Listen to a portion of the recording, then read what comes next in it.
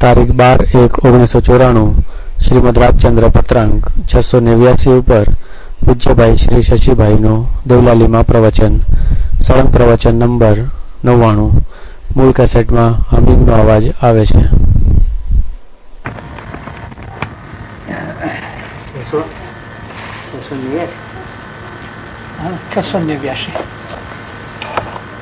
आर्य श्री माणिकचंद आदि प्रत्यय श्री स्तंभ तीर्थ सुंदरलाले वैशाख्यवदी एकमना दिवस छोड्याना खबर लिख्या तेवाच्या विशेष काळनी मानगी विना युवान अवस्थाમાં અકસ્માત દેહ છોડવાનો બન્યાથી સામાન્યપણે ઓળખતા માણસોને પણ તે વાતથી ખેદ થયા વિના રહે નહીં. આ જે ઘટના ઘટે છે એનું સંક્ષેપમાં વર્ણન. યુવાન ઉંમર એ કોઈ દેહ છોડવાની ઉંમર નથી ગણાતી. વૃદ્ધાવસ્થા જુદી વાત છે. તો સુંદરલાલભાઈનો અકસ્માત બહુ જ અલ્પ સમયની માંદગી બાનું છે. आयुष्य पूरा था.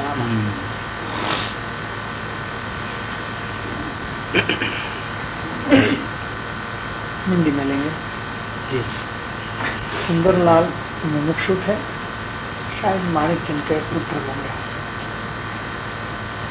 और युवान अवस्था में अल्प समय के बीमारी में ये उसका छूट गया है.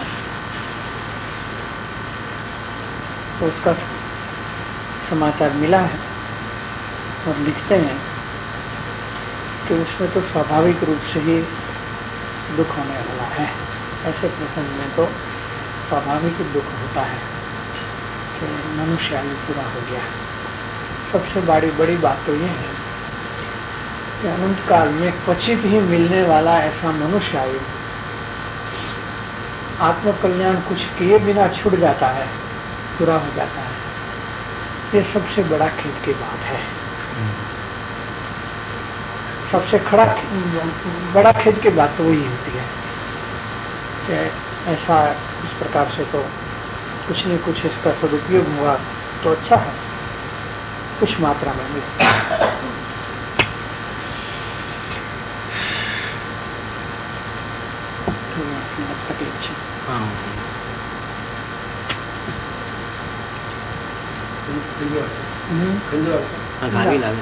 साबुन पानी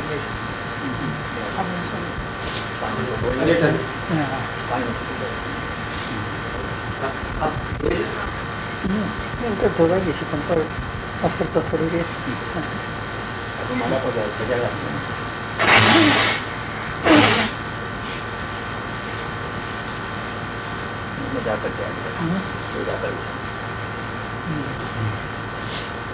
क्या कहते हैं. तो फिर जिसको कुटुंबादि संबंध स्नेह से मूर्छा की हो, मूर्छा की हो मतलब अपनत्व हुआ, પોતાપણું થઈ ગયું. બરાબર. મારો દીકરો હતો. कुटुंब स्नेह, कुटुंब प्रेम, कुटुंब राज, ऐसे मूर्छा की हो, उसके सहवास में सानिध्य में रहे हुए हो,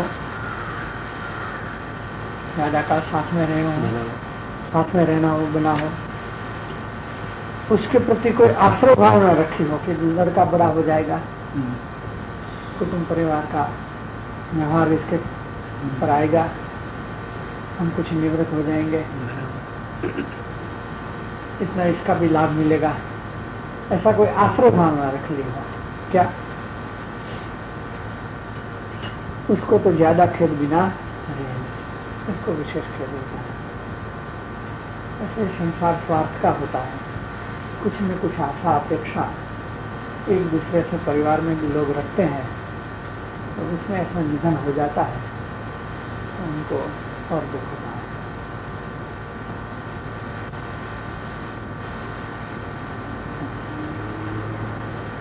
उसको खेद बिना कैसे रहेगा. इस संसार में मनुष्य प्राणी को जो दुख का अकथ्य प्रसंग प्राप्त होता है, उस अकथ्य प्रसंगों में से यह एक बड़ा दुखदायक प्रसंग है, दुखकारक प्रसंग है। बहुत से दुख के कारण बनते हैं। इसमें कुटुंबी जन का जो निधन होता है वो विशेष दुख का कारण होता है, और उसमें भी युवावस्था में कोई देह त्याग करता है तो कईयों को तो समाधान नहीं होता है। ये कोई मरने की उम्र थी क्या? कोई बूढ़ा मर जाता है दूसरी बात,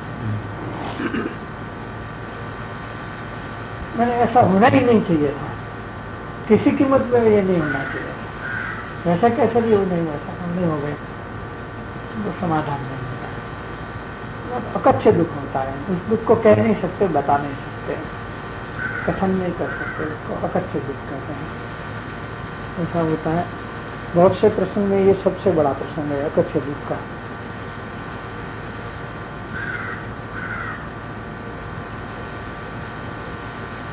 ये बड़ा खेदकारक प्रसंग है, दुखकारक प्रसंग है।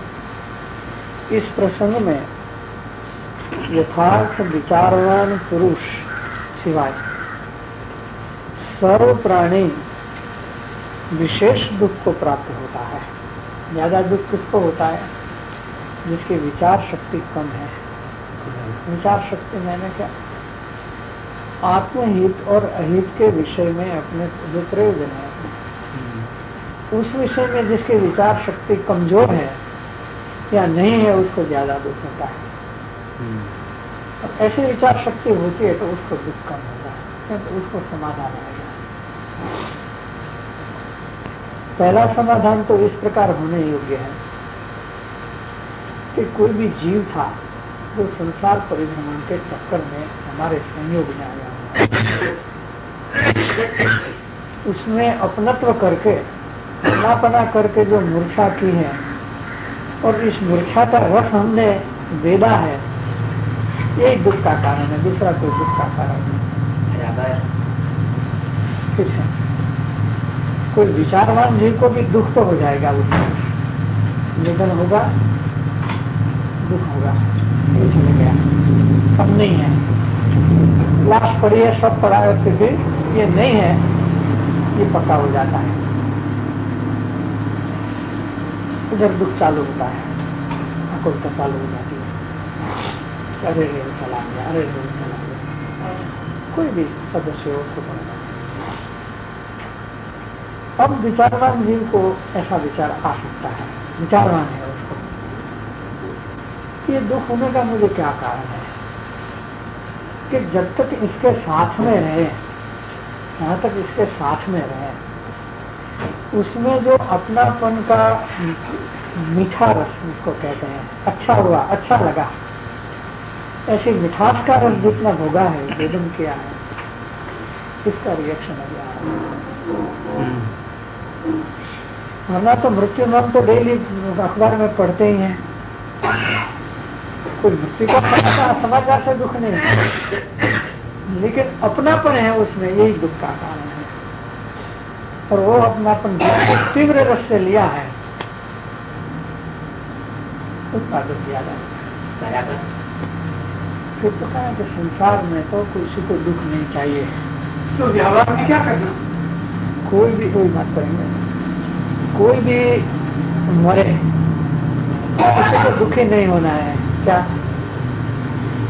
मरने से भी किसी को दुखी नहीं होना है, इसलिए कृत्रिम इलाज कर लेते हैं, ये 12वां 13वां वगैरह है। या आगे से कोई बीमारी लंबी हो या पता चल जाए कि अभी नहीं बचने वाला है तो साइकोलॉजिकल ट्रीटमेंट चालू करते हैं कि ये तो होने वाला है, सबको होता ही है, इसका इलाज है ही नहीं, इसका इलाज नहीं, इसका क्या कर सकते हैं, वो है वो है वो सब।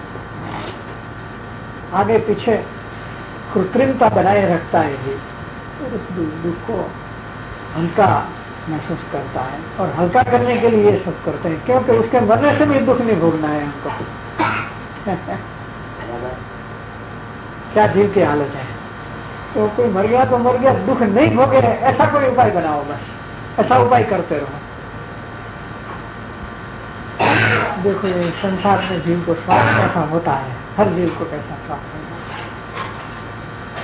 तो इसके लिए विचारवान जीव को तो अपना जो जीवन है कि इस व्यक्ति के साथ हम कैसे जिए, हमने अपनापन का कितना रस लिया था, जितना तेज रस लिया था उसके अनुपात में रिएक्शन आए बिना नहीं रहेगा। इसलिए अब बाकी के जीवन में हम हमारा जीवन कैसे जीना वो सीख लें, समझ लें कि भविष्य में भी ऐसा दुख दोबारा नहीं होगा। ऐसे दुख प्रसंग में हम हमारी आत्मस्वस्थता, आत्मसंतुलन बनाए रखें।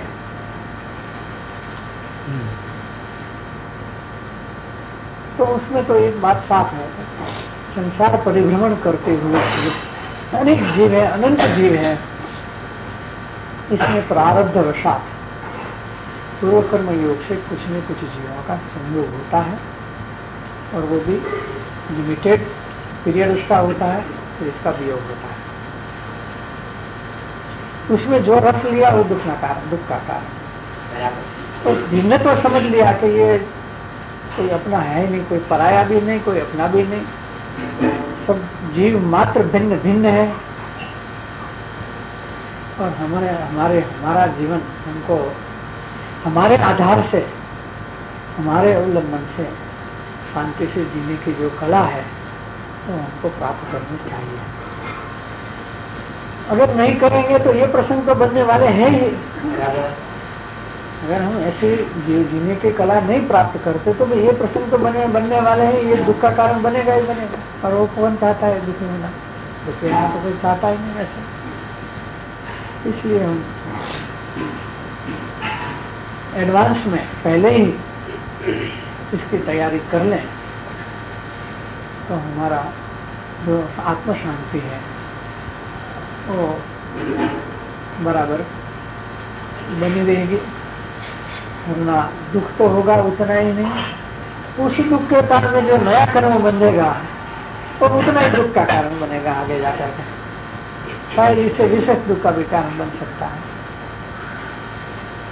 वर्तमान दुख और भविष्य में भी इसके फल में दुख।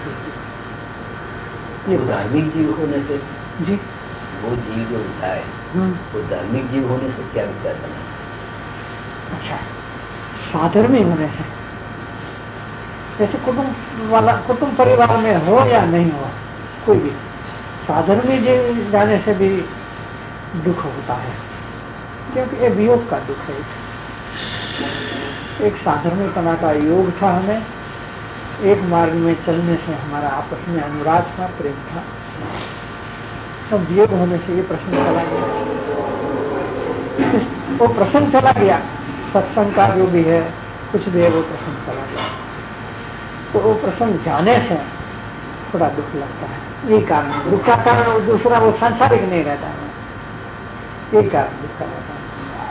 वैराग्य के प्रति झुकाव होना चाहिए है, वैराग्य की तरफ जाना चाहिए। हाँ, तो उसका वैराग आएगा। देखिए, नहीं चाहते हुए भी संयोग का तो वियोग होता ही है। अन्य तो भावना, अनित्य भावना, शरण भावना, ये तीन भावना मुख्य है। वो भावना को भाते हैं। इस प्रकार के विचार में साधर्मी जन चले जाते हैं।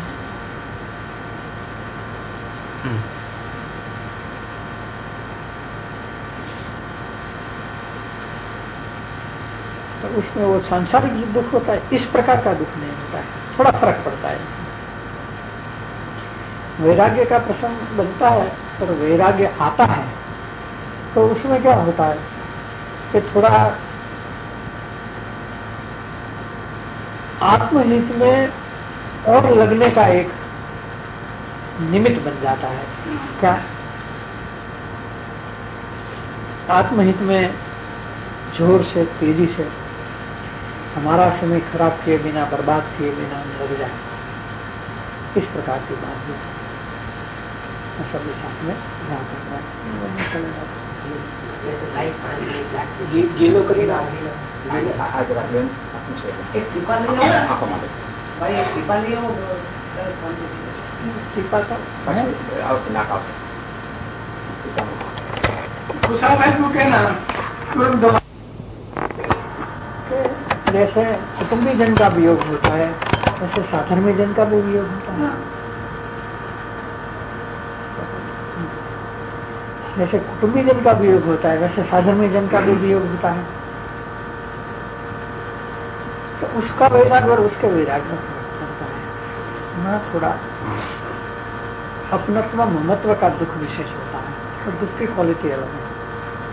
और साधर्मी जन का धर्मात्मा का वियोग होता है, गुरुजन का वियोग होता है, तो उसमें दुख तो होता है, क्योंकि हमारा आत्मकल्याण का एक निमित्त का वियोग होता है, तो इसलिए भी खेद तो होगा, लेकिन वो अन्य प्रकार का दुख है। जैसा वहां दुख होता है उस प्रकार का नहीं, और वो वैराग्य में जाता है, वैराग्य तरफ ढलता है वो दुख, और आत्मकल्याण में अधिक उन्हें अग्रसर होने का ये विशेष कारण होता है। ऐसा एक ढलन इसमें पैदा होता है, इस प्रकार आता है। और वास्तव में है हाँ, पुरुष को वो तो बहुत दुख का कारण बनता है, फिर भी विशेष वैराग्य से उसका जो फल है वो तो वैसे ही जाता है कि विशेष वैराग्य से अपना आत्महित में और तेजी हो जाए और आगे बढ़ जाए, ऐसा ही उसमें से कोई रिजल्ट जो है, फल है, परिणमन है, और उस प्रकार के होता है।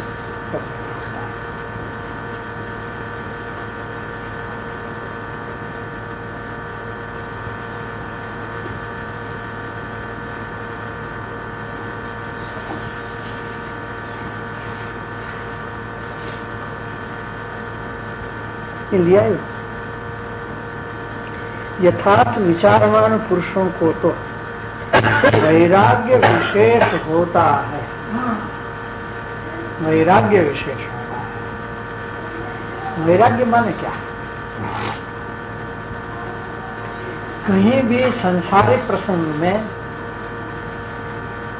निरस्ता आ जाना, सभी संसारिक प्रसंग में निरस्ता आ जाना, कहीं रस नहीं आवे। ये बात छोटी लगती है, ये बात छोटी लगती है, लेकिन है थोड़ा टफ। कहीं भी रस नहीं, मन को बढ़ाना पड़ेगा। रस छूट जाए, क्या रस छूट जाए।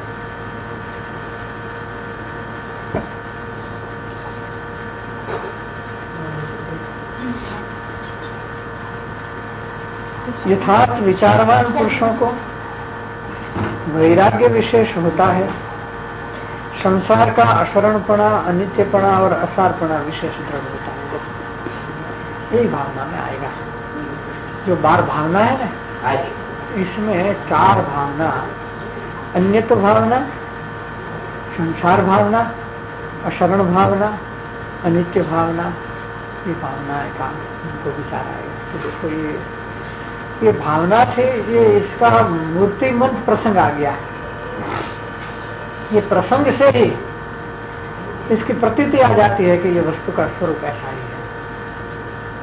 जब ये ऐसा ही संसार का स्वरूप है, संयोग वियोग वाला, तो हमको जल्दी से जल्दी हमारे आत्मकल्याण में आगे बढ़ जाना चाहिए। तो घूम फिर के बात यहाँ आ जाती है।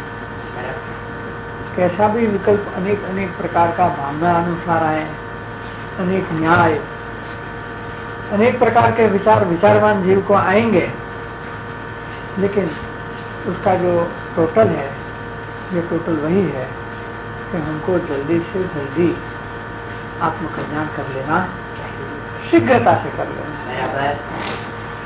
जो शीघ्रता वाली मुख्य बात मुमुक्षु की भूमिका में चालू होकर के साधक दशा के अंत तक रहती है, उसमें ऐसा एक प्रसंग एक और बूस्टिंग देता है। क्या है? ऐसे तो मुमुक्षु को शीघ्रता से आत्मकल्याण करने का अभिप्राय भी है, अपनी शक्ति के अनुसार उसका प्रयास भी है, और जब ऐसा प्रसंग बनता है तो उसको एक धक्का और लगता है जोड़ाने का। ऐसा एक प्रसंग। तो इनके लिए दुख ये वास्तव में दुख का कारण नहीं है, वास्तव में पुरुषार्थ वृत्ति का कारण नहीं है। देखो संसारी जीवों को दुख का कारण है, और जो योग्यतावान है ये भी एक प्रकार की प्रतिकूलता ही समझो कि अनुकूलता चली गई, और प्रतिकूलता आई किसी न किसी प्रकार की, और वैराग्य विशेष बढ़ करके पुरुषार्थ में आगे बढ़े। प्रतिकूलता अनुकूलता मिलती है योग्यतावान को। बस जो योग्यतावान नहीं है उसको इतना दुख होगा, नया कर्म तीव्र बंधन हो जाएगा, नया कर्म ये स्थिति बन जाएगी। इसलिए ऐसी परिस्थिति में जो पहले से ही सतर्क है, जो पहले से ही कुछ तैयार है, उनके परिणाम में ये गड़बड़ी नहीं होगी। तो ऐसे प्रसंग में आत्मशांति तो बनाए रखेगा, लेकिन अपना काम करने में उसको एक और ये निमित्त पड़ जाएगा, अपना आत्मकार्य में एक और निमित्त बढ़ेगा, बन जाएगा। ऐसा उसका कुदरती जो वलन है, गलन है, इस प्रकार का झुकाव हो जाएगा।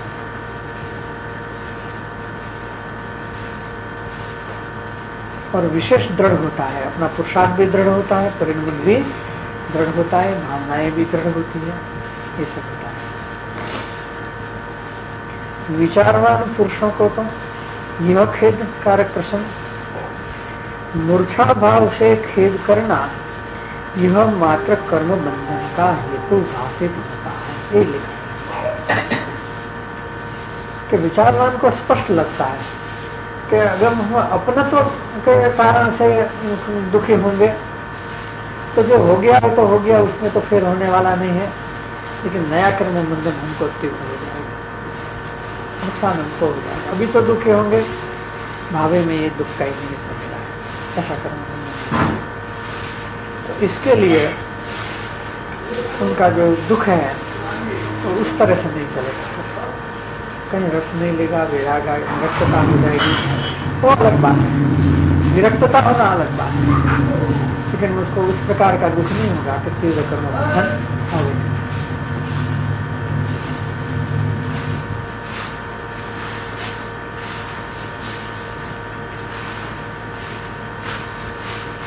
और वैराग्य रूप खेद से कर्म संग की निवृत्ति भाषित होती है, और वह सत्य है।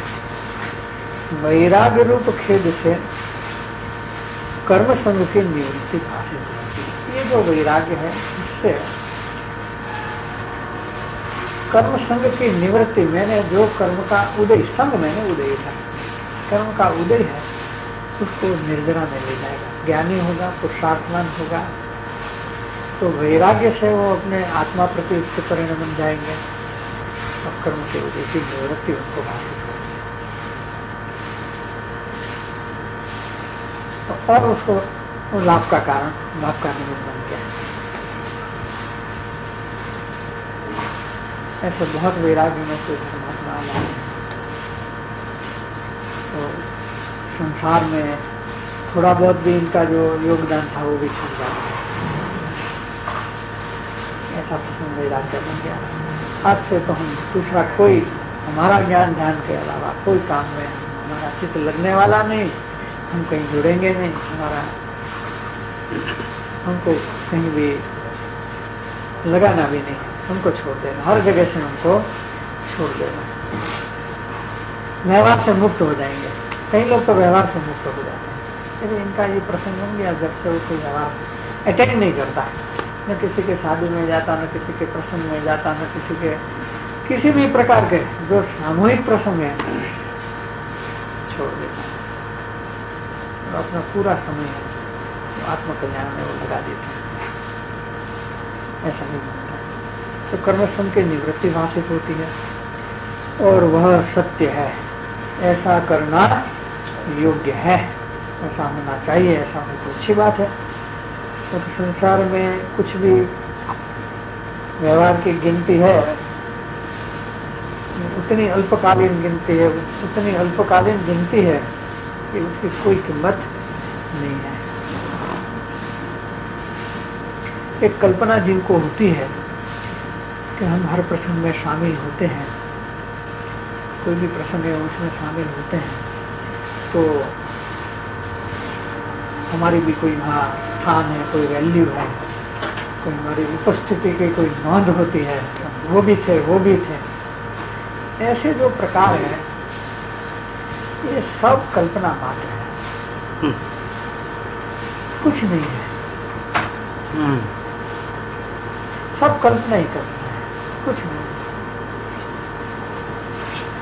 तो वो लोक संज्ञा के बस ऐसे करते हैं।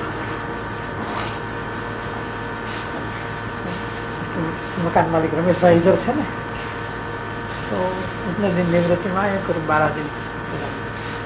बीच में एक प्रसंग था शादी का, वो थोड़ा ये चला थोड़ा भीतर में। लोग पूछेंगे आप नहीं थे क्या, आपका तो इतना संबंध है, आप नहीं थे क्या, आप क्यों नहीं थे, ऐसे ऐसे। हाँ जरा खोल दो, नीचे से नीचे नीचे से ऐसा बात नहीं करो, स्टॉपर नहीं लगाओ, कान खुला रखो।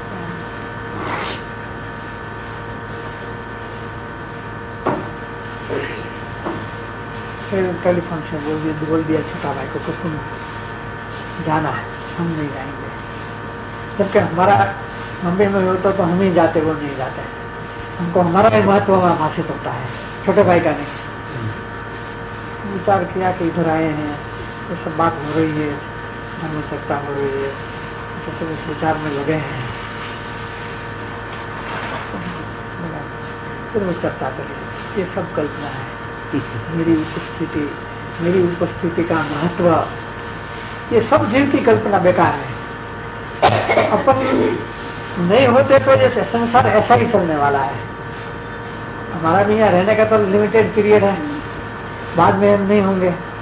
हमारे सब सगे संबंधी के प्रसंग तो होंगे ही होंगे, क्या हमारे नहीं होने से क्या फर्क पड़ने वाला है। लेकिन हम स्वयं उलझते हैं। गुरुदेव कहते थे ना, दादा में घोंसरू ऊंचू करे क्या बड़द आ जाए अंदर।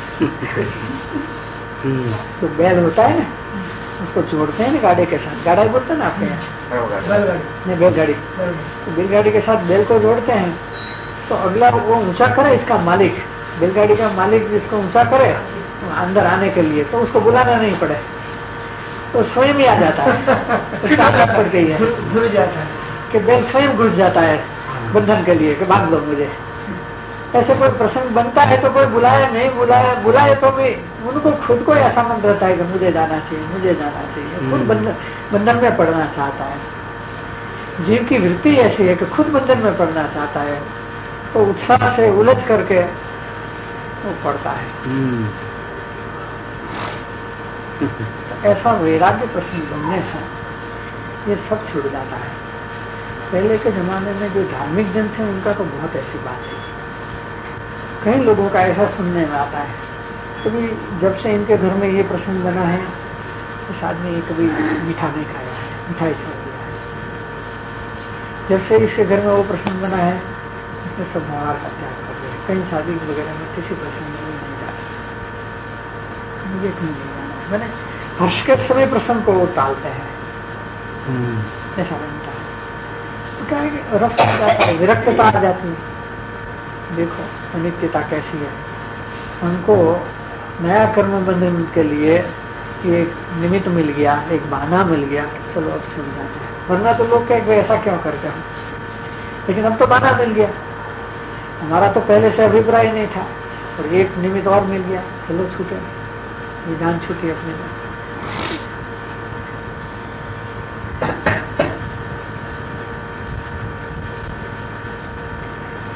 मूर्छा भाव से खेद करने से भी क्या तो वस्तु स्थिति मंजूर नहीं है, उसको तो वस्तु स्थिति मंजूर नहीं है। जो घटना घटी है तो वस्तु स्थिति के अनुसार घटी है, तो हमको वस्तु व्यवस्था मंजूर नहीं है।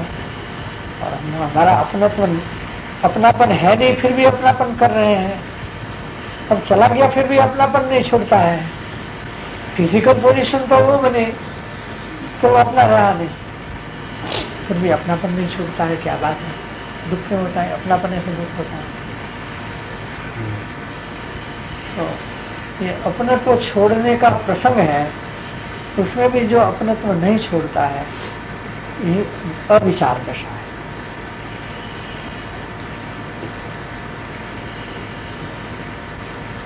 ये अविचार दशा का फल है। ऐसा विचार करके विचारवान पुरुष यह मूर्छा भाव प्रत्ययी खेद को, दुख को उपशमन करते हैं, समा देते हैं, उसको वो शांत करते हैं।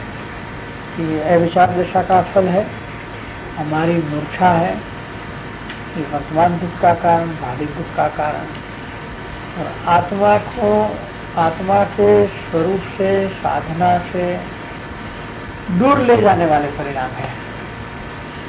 सबसे जो बड़ा नुकसान है, कर्म बंधेगा, इसका अन्ना को हमें करना है, उससे विरुद्ध विराधना के ये परिणाम चल रहे हैं। स्वरूप की विराधना है इसमें, ये नहीं होना। ऐसा जान करके उस दुख को क्षमाते हैं। अथवा बहुत करके इस प्रकार का खेद उसे नहीं होता है। जो विचारवान जीव है उसको प्राय इस प्रकार का खेद नहीं होता है। उसको विचारणा में लगता है, वैराग्य में आता है और अपने कर्म मन को शांत करता है। खुद का पुरुषार्थ ऐसा चल सकता है।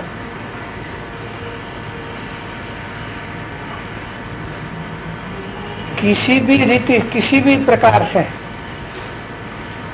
ऐसा खेद का, जो सांसारिक दुख होता है, किसी भी प्रकार से इस प्रकार का खेद का, दुख का हितकारीपना देखने में नहीं आता। ये दुखी होता, दुख होना अच्छा है, वो तो किसी भी पहलू से उसका अच्छापना, हितकारीपना देखने में नहीं आता है।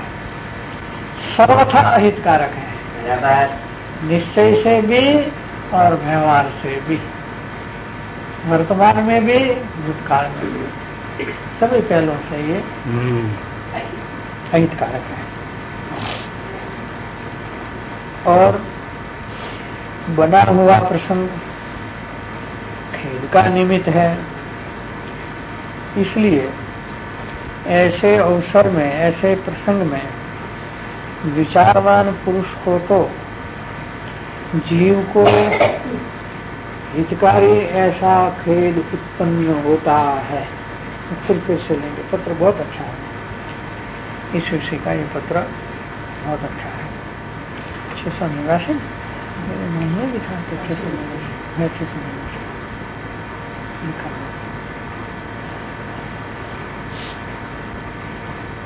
अपन 728 पहले मिल, अच्छा, बहुत अच्छा, बढ़िया पत्र है। इस अवसर में विचारवान पुरुषों को जीव के हितकारी ऐसा खेद उत्पन्न होता है, ऐसा दुख उत्पन्न होता है जो जीव को हितकारी होवे। हितकारी होवे मैंने और वैराग्य में ले जाए और पुरुषार्थ में ले जाए और तीव्रता में आ जाए आत्मकल्याण के विषय में। तो ऐसा प्रसंग तो उसको बाहर में जो खेद का प्रसंग निमित्त है तो उसको इस प्रकार डाइवर्ट कर देते हैं अपने आप में और अपना आत्मकल्याण अधिक तौर से, अधिक प्रकार से साधने लगता है। मैंने जैसा एक कुटुंब प्रतिबंध है, एक कुटुंब प्रतिबंध छूटने का ये अवसर है, ये निमित्त है। कुटुंब प्रतिबंध होता है ना, कुटुंब के सदस्यों प्रति जो लगाव है, अपनत्व है, वो कुटुंब प्रतिबंध है। और वो आत्मा को आत्मा में जाने के लिए अवरोध है, अच्छा बड़ा अवरोध है वो। इस अवरोध मिटाने का ये प्रसंग है। ऐसा अवरोध मिटा देने का ये प्रसंग है। ऐसा खेद उत्पन्न होता है, इस प्रकार का वो परिणाम आता है। सर्वसंगता, अशरणपना, अबंधवपना, अनित्यपना, और तुच्छपना और अन्यत्वपना देख करके अपने को विशेष प्रतिबोध होता है कि हे जीव, अरे जीव, तेरे में कहीं भी इस संसार के विषय, इस संसार में उदय के कारण से, उदय भाव से भी अब भी मुझ मूर्छा वर्तती हो तो उसका तो त्याग कर दे, त्याग कर दे।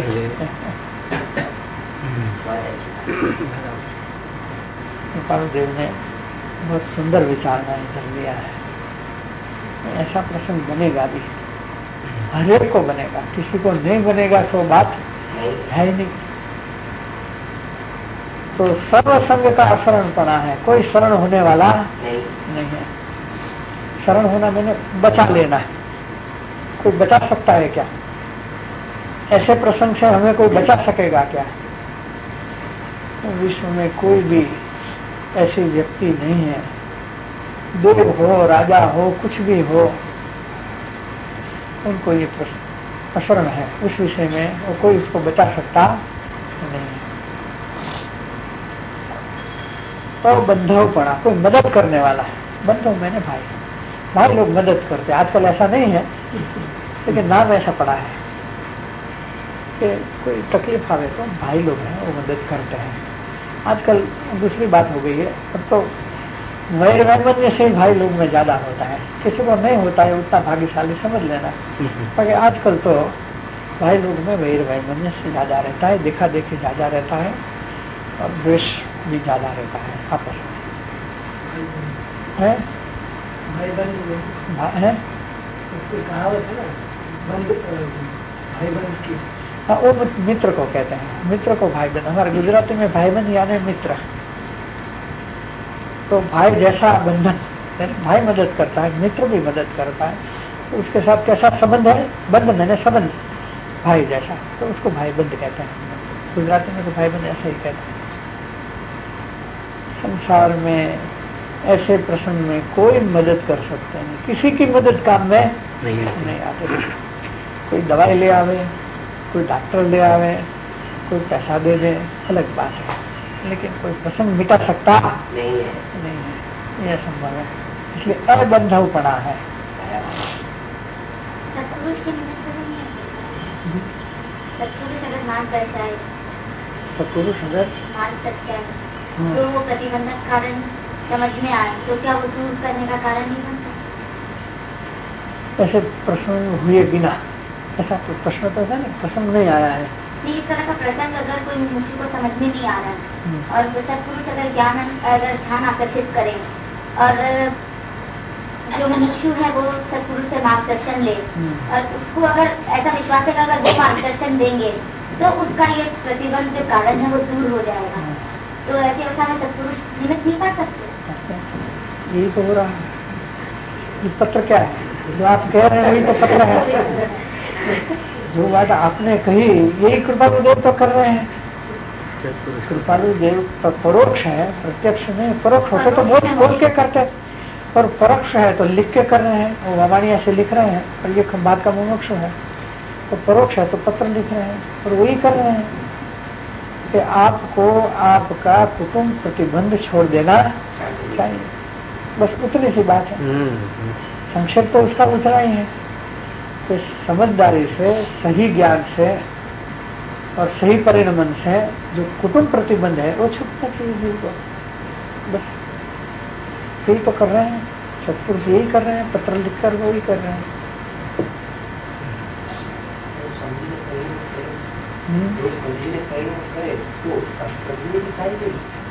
हाँ, वो तो करे તો નિમિત્ત કહેવામાં આવે, કરે તો નિમિત્ત કહેવામાં। હવે આવા પ્રસંગે શું હોય છે ભાઈ?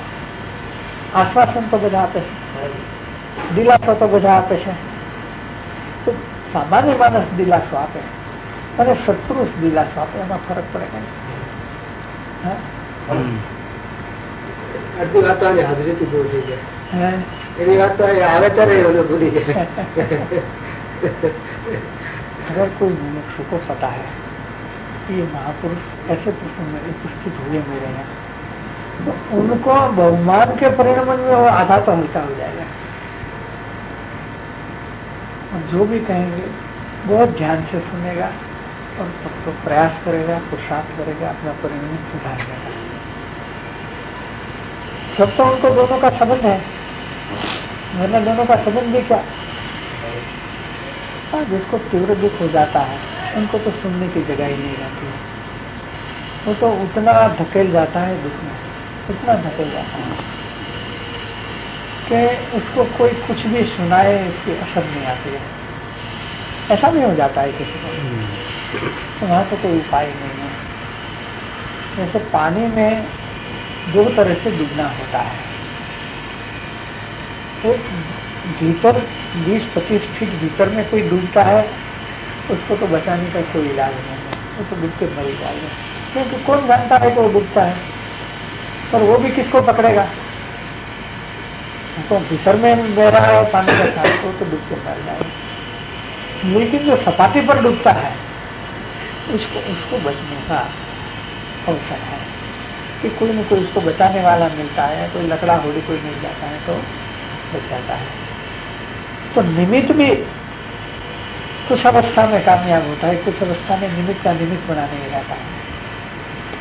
तो ऐसे प्रसंग में कोई बहुत दुख में डूब जाता है तो उसको तो कुछ सुनाई देगा ही नहीं। कोई बात करेंगे तो समझेंगे ये व्यवहार है इसलिए लोग बोलते हैं ऐसा बोलने को, लेकिन मुझे कितना दुख हो रहा है वो तो मैं जानता हूँ, वो मेरे स्थान में नहीं है, वो क्या समझेगा।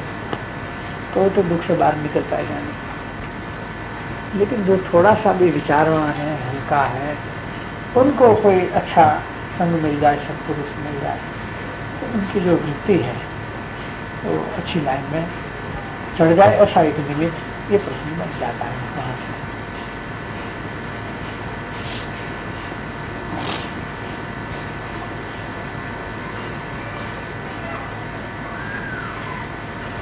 तो ऐसा प्रतिबोध होता है अनित्यपणा, नित्य